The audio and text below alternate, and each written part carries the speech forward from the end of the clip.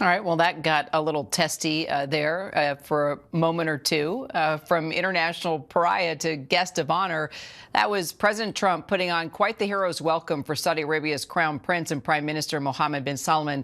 Good afternoon, everyone. I'm Kira Phillips. We do start off the hour at the White House there. You can see the two meeting to discuss business ties, corporate deals, as the Crown Prince seeks to walk away with a security pact and also a nuclear deal. Take a listen. We have a extremely respected man in the Oval Office today, and a friend of mine for a long time, a very good friend of mine. And I'm very proud of the job he's done. What he's done is incredible in terms of human rights and everything else.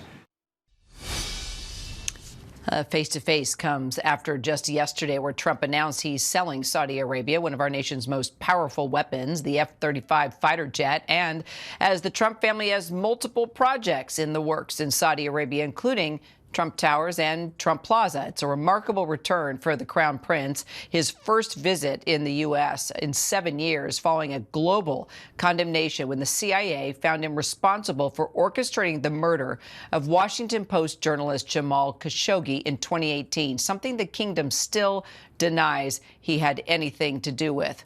Let's get straight to our White House correspondent, Karen Travers.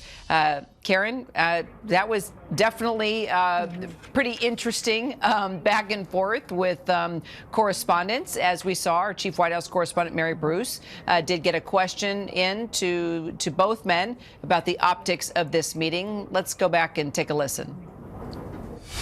Mr. President, is it appropriate, Mr. President, for your family to be doing business in Saudi Arabia while you're president? Is that a conflict of interest? And Your Royal Highness, the U.S. intelligence concluded that you orchestrated the brutal murder of a journalist. 9/11 families are furious that you are here in the Oval Office. Why should Americans trust you? And the same to you, Mr. President. Now, who are you with? I'm with ABC News, sir. I have nothing to do with the family business. I have left, and when I've devoted 100% of my energy. What my family does is fine. You're mentioning somebody that was extremely controversial. A lot of people didn't like that gentleman that you're talking about. Whether you like him or didn't like him, things happen, but he knew nothing about it, and we can leave it at that. Oh, boy. I mean, stunning moment, uncomfortable to hear. Clearly not true. Bits and pieces of what the president had to say. I mean, let's lay out the facts, Karen. Yeah, Kira, that was just an incredible Q&A that Mary Bruce had there with the president. And let's go back. The U.S. intelligence community assessed that the Crown Prince, Mohammed bin Salman, approved the killing of Jamal Khashoggi back in 2018.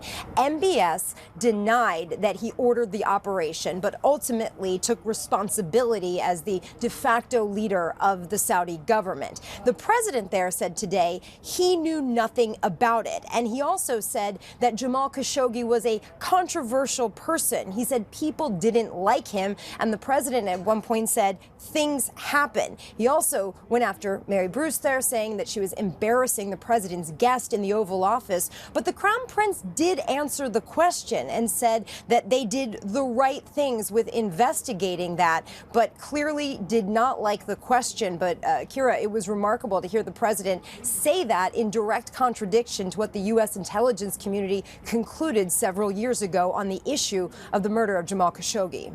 Right, and indeed. He was also pushed about his own personal ties with Saudi Arabia. Let's talk about his response there. Yeah, that was also an important question from Mary Bruce, asking about the family business that they're doing in Saudi Arabia. And Kira, the president said he has nothing to do with the family business and that the business has very little to do with Saudi Arabia. Now, just this week, the Trump Organization announced that they're developing a new project in the Maldives with a Saudi development company, one of their partners that they've been working with before. There are already 2 Trump Towers under the works in Saudi Arabia, in Jeddah and Riyadh, and another project underway in Saudi Arabia as well. So there are definitely business deals that they have been doing there. The president, though, saying that that is very little that they're doing in that country. In fact, Kira, he said we could be doing a lot more. Well, the president is clearly doing a lot more, announcing the sale of these fighter jets, these F-35s now. They'll be headed to Saudi. Yeah, the president announced this yesterday, sort of teasing the visit by the Saudi crown prince, saying that he had approved the sale of the F-35s. He was pushed on that, whether these are going to be the same things that the United States has given to Israel, and what does that mean for the sort of advantage that Israel has in the region. The president really didn't answer that question directly. But the other big issue, too, when it came to Israel was the push that the president is making for Saudi Arabia to join the Abraham Accords and normalize relations with Israel. The president has indicated a much more optimistic view of this, saying that he thinks that he will be able to get Saudi Arabia to join in. The crown prince said that they had discussed this. They talked about a positive outcome here, but the Saudis have also said that that is not something that they're willing to do until there is a clear path to Palestinian statehood, which right now, of course, Kira, the Israelis are not supportive of. So that is another big issue on the agenda. The other is the investment that the Saudis had promised back when the president visited Saudi Arabia in May. $600 billion of investment in the United States.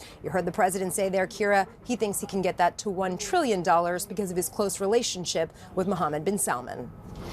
All right, our Karen Travers for us there at the White House. Karen, thank you.